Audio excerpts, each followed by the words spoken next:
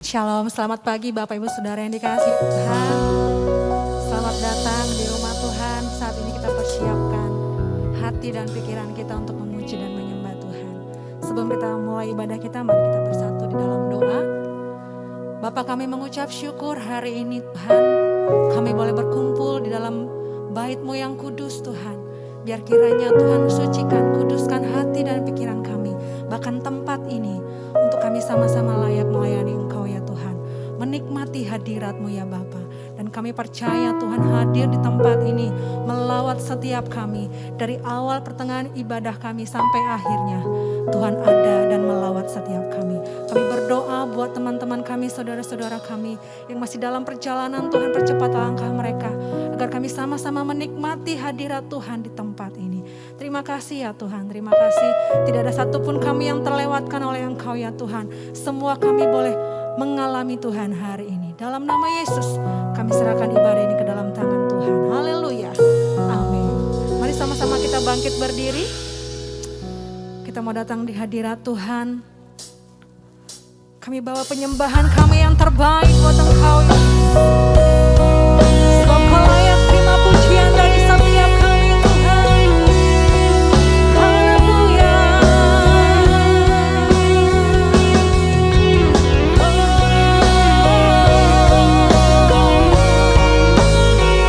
Sungguh besar anugerah-Mu Tuhan. Mari sama-sama katakan. Sungguh besar setiamu.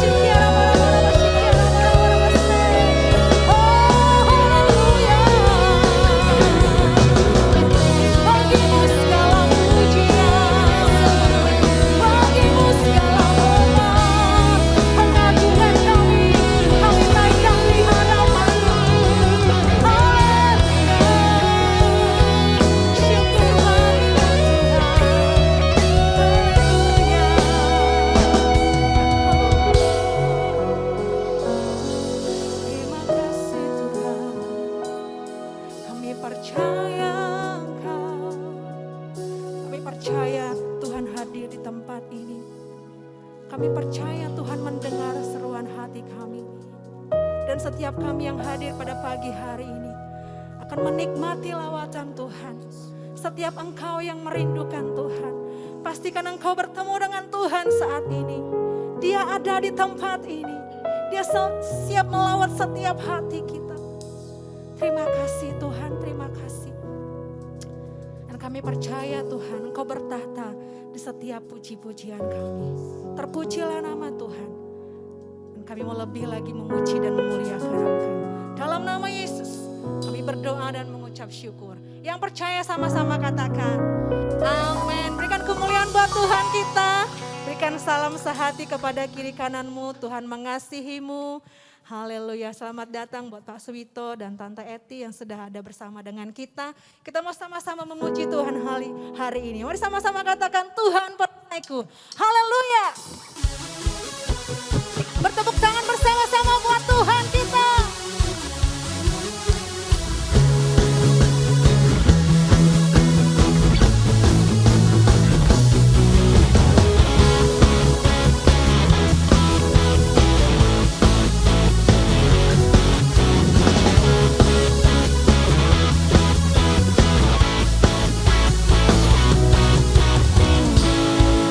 Dekatmu ku aman, hidup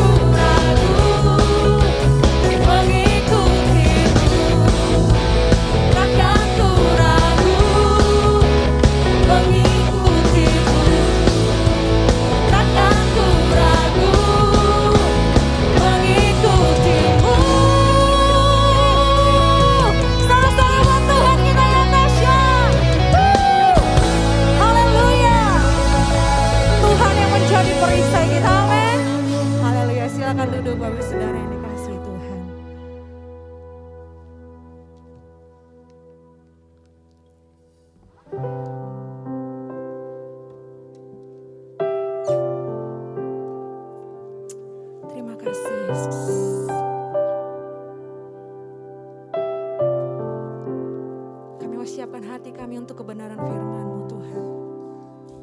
Tuhan tahu isi hati kami. Tuhan tahu apa yang sedang kami pergumulkan. Biar lewat firman-Mu Tuhan yang kami dengar hari ini boleh menguatkan kami. Tidak ada satupun kami yang terlewat oleh lawatan Tuhan hari ini. Firman Tuhan berkata, pandanglah burung-burung di langit yang tidak menabur dan tidak menuai dan tidak mengumpulkan bekal dalam lumbung-lumbung, namun diberi makan oleh Bapamu yang di sorga. Bukankah kita jauh melebihi burung-burung itu? Dan mengapa kamu khawatir akan pakaian? Perhatikanlah bunga bakung di ladang yang tumbuh tanpa bekerja. Tuhan berkata, jangan khawatir. Apapun yang sedang kita alami hari ini, percaya Tuhan tahu dan Dia akan membuka jalan bagi setiap kita. Mari kita nyanyikan pujian ini sama-sama. Amin. Yesus.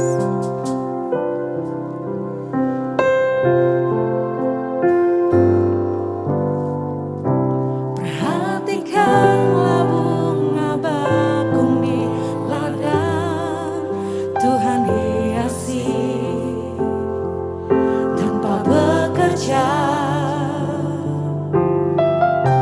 Apalagi kita orang percaya,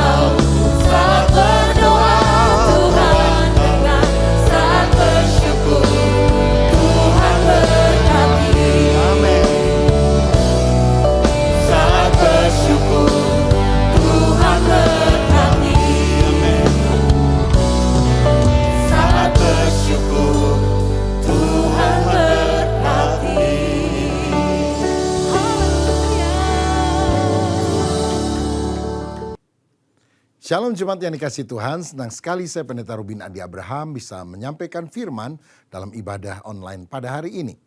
Saudara, dalam beberapa waktu ini saya menyampaikan firman perihal doktrin Kristen karena saya melihat ada berbagai angin pengajaran yang disampaikan melalui sosial media dan sebagainya yang kadang-kadang menimbulkan kebingungan. Makanya kita perlu berdiri teguh di dalam ajaran yang sehat. Karena itu hari ini saya akan bicara perihal kristologi, khususnya tentang praeksistensi dan kekekalan Kristus. Yang pertama saya akan bahas tentang praeksistensi Kristus.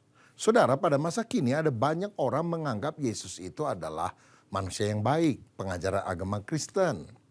Tetapi tidak mengakui dia sebagai Tuhan atau Allah.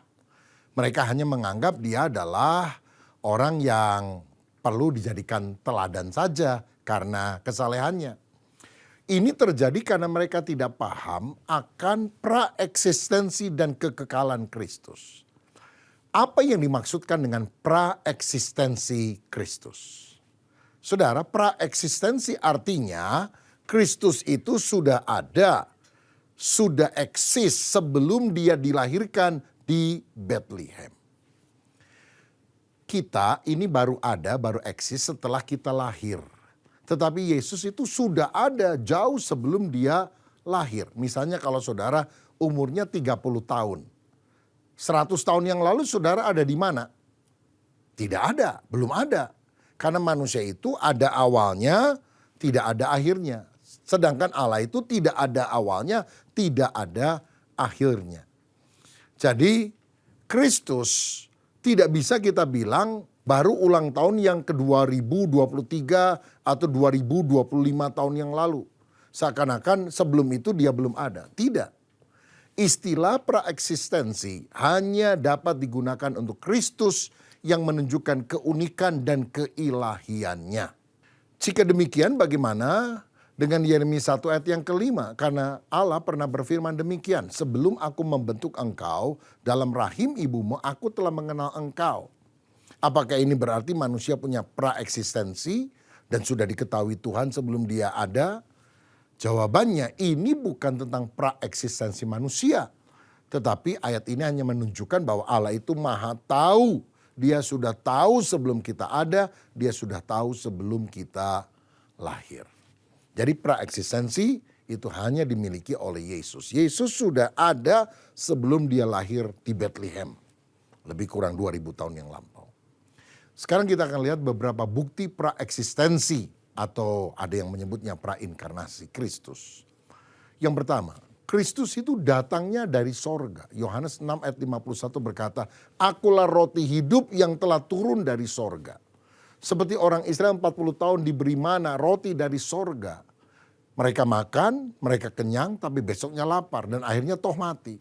Tapi kalau engkau percaya kepada Kristus roti yang turun dari sorga, maka engkau akan hidup kekal sampai selamanya.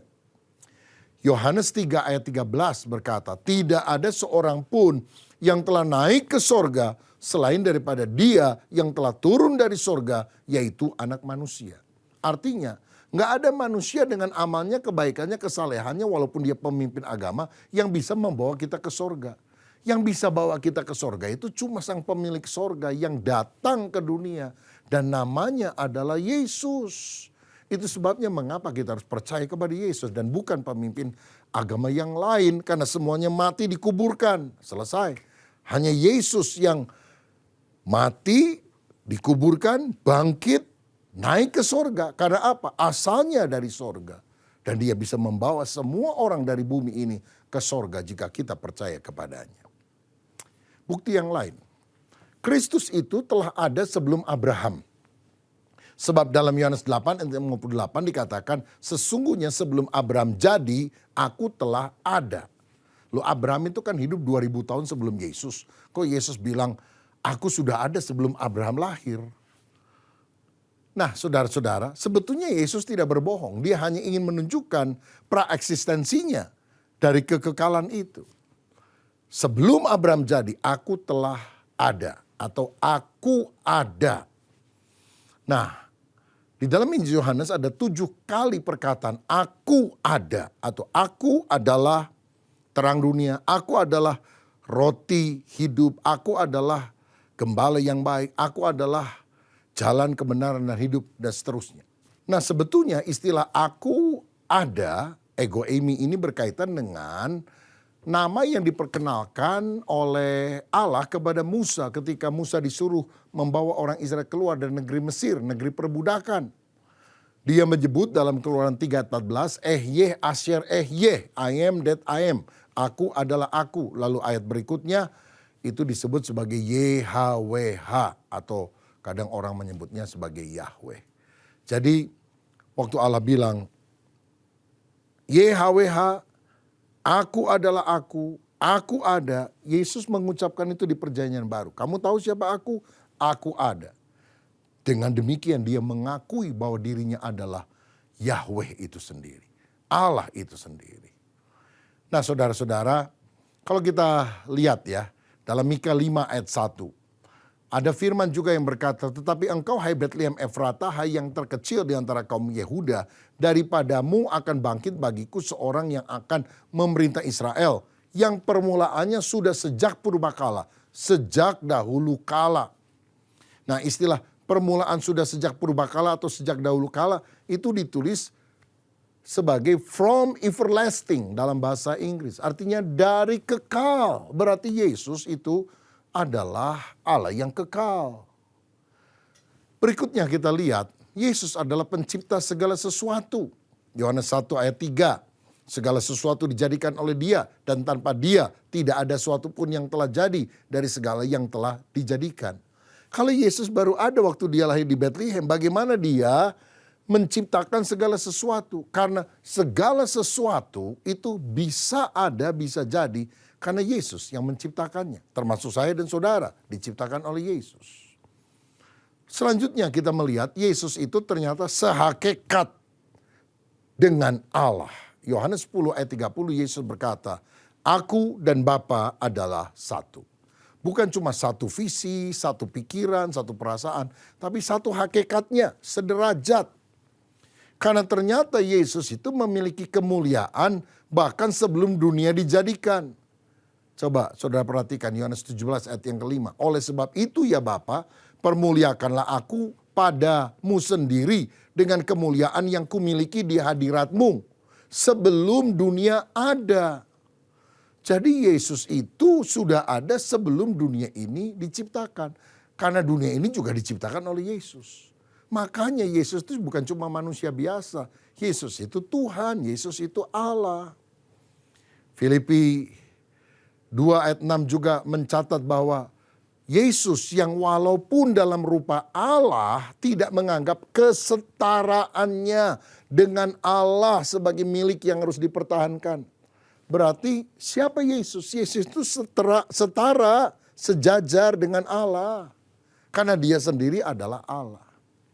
Loh, tapi mengapa Yesus dalam Yohanes 14 ayat 28 mestinya bilang, Bapa lebih besar dari aku. Berarti Bapa itu Allah besar, Yesus Allah kecil. Bapa itu Allah mayor, Yesus Allah minor. Oh, tidak demikian saudara. Karena kan Filipi 2 ayat 6 udah bilang, Yesus itu setara. Jadi bukan lebih rendah atau lebih tinggi, setara, sederajat, sejajar. Tetapi pada waktu Yesus datang ke dunia, dia kan fungsinya sebagai utusan dari Bapa sang pengutusnya. Jadi perannya, tugasnya beda pada waktu di dunia. Bukan hakikatnya, tapi tugasnya atau perannya. Ambil contoh ya, misalnya Pak Jokowi dan kita itu hakikatnya sama-sama manusia. Kalau saudara dengan gajah beda, dia hakikatnya binatang, kita manusia. Tapi peranan Pak Jokowi dan peranan kita beda, dia presiden, kita rakyat. Jadi hakikat sama, tetapi peran dia lebih besar daripada kita. Itu yang Yesus maksudkan ketika dia mengucapkan Bapa lebih besar daripada aku, bukan hakikat tetapi fungsi atau tugas karena dia adalah utusan ketika dia ada di dunia. Dari sini kita melihat dengan jelas ternyata Yesus itu punya praeksistensi. Dia sudah eksis, sudah ada sebelum dia lahir. Dan itu menunjukkan bahwa dia bukan manusia biasa, dia adalah Allah. Lebih jauh kita membahas tentang kekekalan Kristus. Kekekalan Kristus artinya Kristus sudah ada sebelum penciptaan dunia, bahkan sebelum waktu ada. Dia ada sejak kekal sampai kekal. Tidak pernah tidak ada, selalu ada, selama-lamanya ada. Apa sih buktinya kekekalan Kristus? Yang pertama, Kristus disebut Alfa dan Omega. Wahyu 1 ayat 8 mencatat hal itu. Dan ayat 17 juga berkata, aku adalah yang awal dan yang akhir. Alfa, huruf pertama dari abjad Yunani, dan Omega adalah huruf terakhir dari abjad Yunani pula. Tidak berarti Yesus itu ada awalnya, ada akhirnya. Justru Alfa dan Omega adalah istilah untuk menunjukkan Yesus tidak berawal dan tidak berakhir. Ini selaras dengan Yesaya 48 ayat 12 dalam perjanjian lama. Akulah yang tetap sama. Akulah yang terdahulu, akulah juga yang terkemudian. Jadi Allah itu yang terdahulu, yang terkemudian. Dan Yesus bilang, akulah Alfa dan Omega, yang terdahulu dan kemudian. Berarti Yesus adalah Allah dan dia memiliki kekekalan. Kristus itu kekal. Kekal bukan berarti pernah ada atau sudah ada, tetapi selalu ada, saudara. Kekekalan Kristus bukan hanya berarti Kristus sudah ada sebelum dia lahir, praeksistensi, tapi Kristus selalu ada selama-lamanya. Karena ada yang bilang, oh saya sih percaya Yesus sudah ada sebelum dia lahir. Tapi dia ciptaan yang pertama, jadi dia ada awalnya. Enggak, kalau kekekalan dia nggak pernah diciptakan, dia dari kekal itu sudah ada. Alkitab juga menunjukkan bahwa Kristus adalah cahaya kemuliaan Allah dan gambar wujud Allah. Ibrani 1 ayat 3. Yohanes 1 ayat 1 dan 14 juga menunjukkan pada mulanya adalah firman. Firman itu bersama-sama dengan Allah dan firman itu adalah Allah. Kalau Allah kekal pasti firmannya juga kekal. Karena tidak pernah Allah tidak punya firman. Masa Allah pernah bisu? Tentu tidak, saudara. Lalu ayat 14 dikatakan firman itu telah menjadi manusia. Dan dia adalah Yesus Kristus itu sendiri. Lebih jauh kita melihat bahwa Yesus adalah Bapa yang kekal. Yesaya 9 ayat 5 berkata, sebab seorang anak telah lahir untuk kita, seorang putra telah diberikan untuk kita, lambang pemerintahan ada di atas bahunya, dan namanya disebutkan orang, penasihat ajaib, Allah yang perkasa, Bapa yang kekal, Raja damai. Jadi Mesias yang akan datang, Yesus yang dinubuatkan itu adalah Allah yang perkasa. Dia juga Bapa yang kekal. Tidak berarti pribadi Yesus sama dengan pribadi Bapa ya. Karena penekanan di sini adalah tentang kekekalannya. Bapa yang kekal. Pribadinya beda. Allah itu satu hakikatnya tapi tiga pribadinya. Bapa, Anak, Roh Kudus. Bisa dibedakan tapi tidak bisa dipisahkan. Coba saudara cari pembahasan saya sebelumnya perihal Allah Tritunggal supaya lebih jelas. Tetapi apa yang dimaksudkan Yesus Bapa yang kekal menunjukkan kekekalan Kristus. Nah saudara, bukti kekekalan Kristus ini menentang ajaran Arianisme yang sekarang muncul di dalam pengajaran Saksi Yehova yang menerima praeksistensi tapi menolak kekekalannya. Saksi Yehova sekarang ini seringkali mengutip Wahyu 3 ayat 14 untuk menunjukkan Yesus itu hanyalah ciptaan dan tidak kekal. Dikatakan begini, dan tuliskanlah kepada malaikat jemaat di Laodikia, inilah firman dari Amin, saksi yang setia dan benar, permulaan dari ciptaan Allah. Tuh kan, Yesus kan permulaan dari ciptaan Allah, artinya ciptaan Allah yang mula-mula. Sebetulnya ini adalah tafsiran yang salah, yang digunakan untuk menyerang doktrin bahwa Yesus adalah Allah yang kekal. Karena arti sebenarnya dari permulaan ciptaan Allah bukan berarti Yesus adalah ciptaan yang mula-mula. Tapi Yesus itu ada sebelum segala sesuatu. Yesus adalah asal muasal, penyebab utama, the first cause atau causa prima dari segala ciptaan Allah. Karena segala ciptaan Allah tidak pernah akan ada kalau tidak ada yang mengawalinya, yaitu Yesus.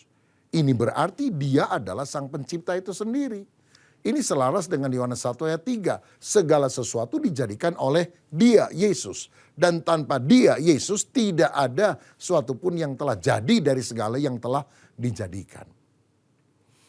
Jika demikian mungkin saudara bertanya, apa sih pekerjaan Yesus sebelum dia datang ke dunia sebagai manusia, sebelum dia berinkarnasi? Ada banyak hal, antara lain yang pertama, dia menciptakan segala sesuatu. Jadi Tuhan itu enggak santai-santai, dia yang menciptakan segalanya. Kolose 1 ayat 15 dan 16 berkata, ia adalah gambar Allah yang tidak kelihatan, yang sulung lebih utama dari segala yang diciptakan. Karena di dalam dialah telah diciptakan segala sesuatu yang ada di sorga dan yang ada di bumi, yang kelihatan dan yang tidak kelihatan. Baik singgasana maupun kerajaan, baik pemerintah maupun penguasa. Segala sesuatu diciptakan oleh dia dan untuk dia.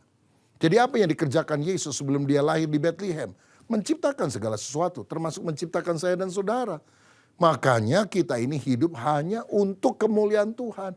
Mesti memuji Tuhan, menyembah Tuhan, beribadah kepada Tuhan, percaya kepada Tuhan. Karena dia yang menciptakan kita. Yang kedua, apa yang Yesus lakukan sebelum dia datang ke dunia? Dia memelihara ciptaannya. Ibrani 1 ayat 3 mencatat itu. Ia, Yesus adalah cahaya kemuliaan Allah dan gambar wujud Allah dan menopang segala yang ada dengan firman-Nya yang penuh kekuasaan.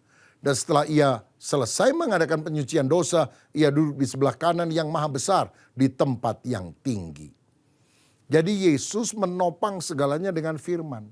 Bumi ini tidak punya tali untuk mengikatnya ke atas atau tiang yang menopangnya dari bawah. Tapi mengapa bumi itu bisa ada di alam semesta? Jawabannya, karena Allah menopangnya dengan firman. Jadilah terang, jadilah cakrawala, jadilah matahari, bulan, dan bintang. Kalau Allah menarik firman-Nya, bumi ini akan jatuh pada kehampaan. Oh, betapa luar biasanya firman Tuhan. Hidupku hanya ditentukan oleh perkataanmu. Makanya kita harus suka dengar firman, membaca firman. Karena hidup kita ditentukan oleh sang firman. Yang ketiga, dia hadir sebagai malaikat Yahweh. Misalnya dia pernah menampakkan diri kepada Musa dalam semak belukar yang menyala. Ada 3 orang yang menampakkan diri kepada Abraham. Dan kemudian 2 pergi ke Sodom dan Gomora menghancurkannya. Yang satu lagi kemana? Kembali ke sorga. Karena 2 yang diutus itu hanya malaikat biasa. Sedangkan malaikat Yahweh artinya Allah yang datang dalam rupa atau wujud malaikat. Dan itu disebut teofani atau kristofani, penampakan Kristus di dalam masa perjanjian lama sebelum dia datang sebagai manusia dan lahir di dalam kandang domba. Jadi kristofani atau teofani itu beda dengan malaikat biasa yang tidak menerima penyembahan manusia. Sedangkan malaikat Yahweh ini menerima penyembahan manusia karena dia adalah Allah.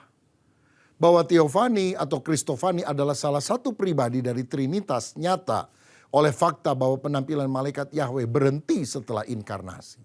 Artinya kalau ada orang sekarang, wah lihat penglihatan tentang Yesus, menyuruh dia jadi orang Kristen, bertobat. Itu bukan kristofani lagi, itu memang adalah penampakan atau vision dari Kristus yang telah datang ke dunia. Nah, saudara-saudara, apa sih pentingnya praeksistensi dan kekekalan Kristus? Yang pertama, jika Yesus baru ada ketika dilahirkan, maka tidak ada Tritunggal yang kekal. Karena dia kan baru jadi 2000 tahun yang lalu. Yang kedua, jika Yesus tidak pernah ada sebelumnya, maka ia bukanlah Allah. Sebab terbukti ia tidak kekal. Yang ketiga, jika Yesus tidak pernah ada sebelumnya, maka ia berbohong. Sebab ia telah mengaku demikian. Dia pernah bilang sebelum Abraham jadi, aku telah ada. Dan kalau dia tidak memiliki praeksistensi atau kekekalan, dia kan bohong. Tetapi kita lihat bahwa apa yang dia katakan itu benar. Kristus adalah Allah dari kekal. Waktu dia menjadi manusia, dia tidak pernah berhenti menjadi Allah. Atau berproses menjadi Allah. Jadi kita nggak bisa ngomong, Yesus pada waktu dia baru berusia 5 tahun atau 15 tahun waktu masih remaja, dia belum Allah ini. Dia baru jadi Allah waktu dilantik saat dia dibaptis. Karena dia manusia saleh yang kemudian dimasuki oleh Allah, diangkat jadi anak Allah. Tapi kemudian ditinggalkan oleh Allah ketika dia mau mati di kayu salib. Ini jelas ajaran yang sumbang, yang tidak cocok dengan firman Allah. Yesus juga tidak pernah kehilangan keilahiannya. Karena pada waktu di bumi dia hanya menambah sifat kemanusiaannya. Allah tidak meninggalkan keilahiannya, kealahannya. Allah hanya meninggalkan kemuliaannya ketika dia datang ke bumi. Dan dia kemudian menambah sifat kemanusiaannya. Sehingga Yesus itu Allah sejati 100%, tapi juga manusia sejati 100%. Penolakan pengakuan terhadap praeksistensi akan terkait dengan penolakan akan kekekalannya dan keilahiannya. Tetapi orang yang percaya Yesus adalah Allah akan menerima praeksistensi dan kekekalan Kristus. Jadi melalui firman hari ini kita tahu Yesus sudah ada dari sejak kekal. Pasti dia bukan manusia biasa. Dia adalah Allah yang telah datang dalam rupa manusia. Kalau engkau percaya kepada Yesus, engkau percaya kepada Allah. Engkau tidak percaya Yesus, engkau tidak percaya kepada Allah. Dan akibatnya engkau akan binasa sampai selamanya. Maukah saudara percaya Yesus sebagai Tuhan, Yesus sebagai Allah dalam hidup kita? Kalau ada yang belum pernah mengundang Yesus masuk di dalam hatinya, hari ini engkau mau untuk kali pertama bertobat, membuka hati bagi Yesus. Terimalah dia supaya keselamatan Tuhan berikan bagimu. Mari kita berdoa. Bapa, terima kasih untuk kebenaran firman-Mu. Kami tahu Yesus itu ternyata sudah ada sebelum lahir. Bahkan sudah ada dari kekal. Itu menunjukkan Yesus adalah Allah. Kami percaya Yesus Tuhan. Kami percaya Yesus Allah. Kami percaya Yesus Juru Selamat. Dan biarlah Engkau masuk dalam hati kami ya Tuhan. Dan Engkau memberikan hidup kekal karena kami percaya kepada Tuhan. Berkat-Mu atas kami dalam nama Tuhan Yesus. Haleluya. Amin. Tuhan Yesus memberkati. Ku yakin saat Kau berfirman, ku menang saat Kau bertindak. Hidupku hanya ditentukan oleh perkataan-Mu. Amin. Ku aman karena Kau menjaga. Ku kuat karena Kau menopang. Hidupku hanya ditentukan oleh kuasa-Mu. Amin. Bagi Tuhan tak ada yang mustahil. Bagi Tuhan tak ada yang tak mungkin. Mujizatnya disediakan bagiku. Ku diangkat dan dipulihkannya. Saudara sekalian, saat ini kita akan menerima perjamuan kudus. Alkitab berkata, sebab apa yang telah kuteruskan kepadamu telah aku terima dari Tuhan. Yaitu bahwa Tuhan Yesus pada malam waktu ia diserahkan, mengambil roti dan sesudah itu ia mengucap syukur atasnya. Ia memecah-mecahkannya dan berkata, inilah tubuhku yang diserahkan bagi kamu. Perbuatlah ini menjadi peringatan akan aku. Mari kita siapkan roti di tangan kanan kita. Apakah saudara percaya roti yang diberkati ini ada persekutuan dengan tubuh Tuhan Yesus yang telah dipecah-pecahkan karena dosa-dosa kita? Amin. Mari kita makan dalam nama Tuhan Yesus Kristus.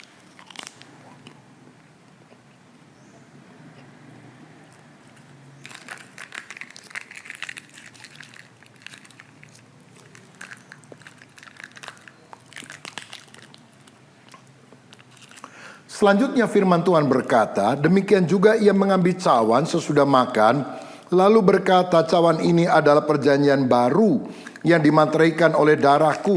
Perbuatlah ini setiap kali kamu meminumnya menjadi peringatan akan aku. Sebab setiap kali kamu makan roti ini dan minum cawan ini, kamu memberitakan kematian Tuhan sampai Ia datang. Apakah saudara percaya anggur yang sudah diberkati adalah persekutuan dengan darah Tuhan Yesus Kristus yang telah dicurahkan untuk menebus kita dari segala dosa? Amin. Mari kita minum dalam nama Tuhan Yesus.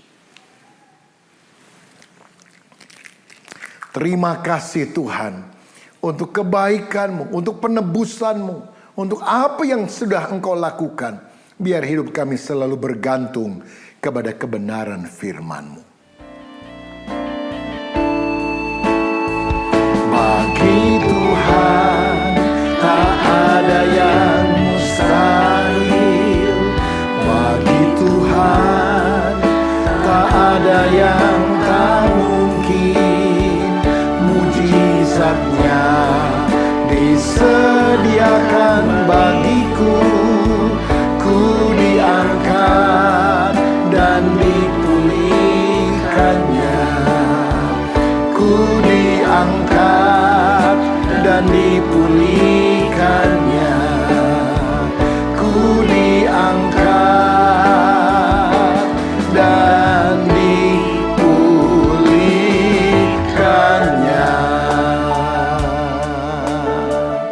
Bapa, terima kasih untuk firman-Mu, juga terima kasih untuk perjamuan kudus. Di dalam nama Yesus, amin.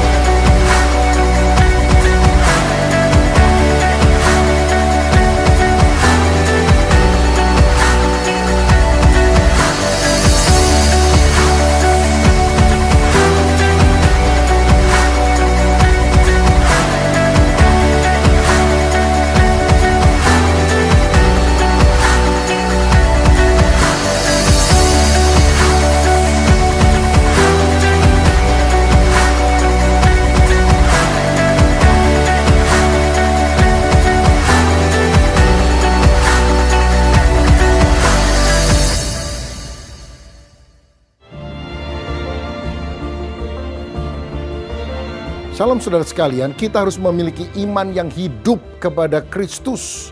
Dan salah satu ciri dari orang yang sungguh beriman adalah punya keberanian seperti Daniel. Berani tetap mengiring Yesus apapun resikonya. Seperti Daniel ketika ada aturan raja bahwa yang harus disembah hanyalah Raja Darius. Dan orang tidak boleh berdoa kepada Allah manapun. Daniel tetap berdoa seperti yang biasa dilakukannya. Dan akibatnya dia dimasukkan di dalam gua singa, dihukum mati. Tapi Ibrani 11 mencatat, Daniel masuk ke gua singa bukan dengan gemetar, tetapi dengan iman. Dan dengan iman dia mengatupkan mulut singa. Berani karena benar. Dan kalau kita melakukan perkara-perkara benar, karena taat kepada Tuhan, Tuhan akan selalu membela kita semuanya. Tuhan memberkati.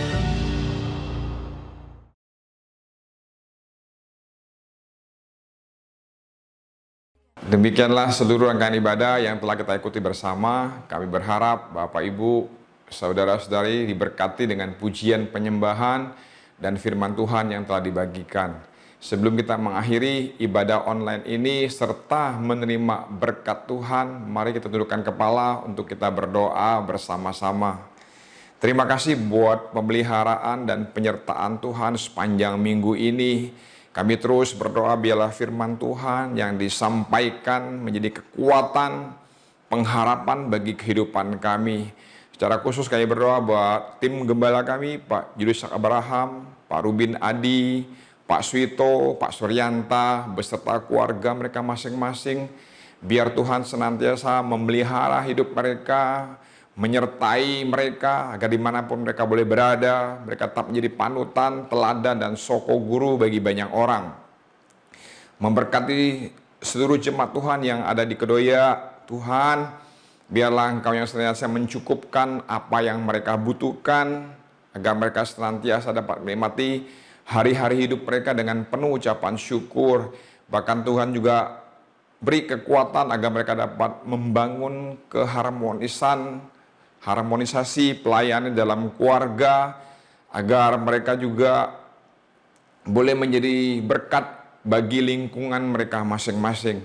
Memberkati bangsa dan negara kami, berdoa buat pemerintahan Pak Jokowi, para menteri, serta jajarannya.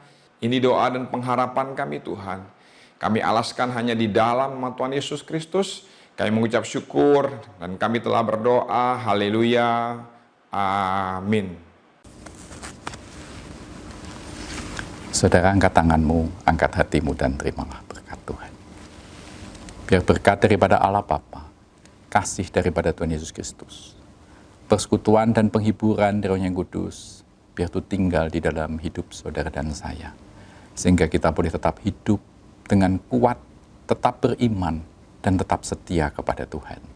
Biar berkat ini turun atas kita semua, mulai dari saat ini, bahkan sampai selama-lamanya. Yang percaya bersama-sama kita katakan, amin. Tuhan memberkati. Salam sehati.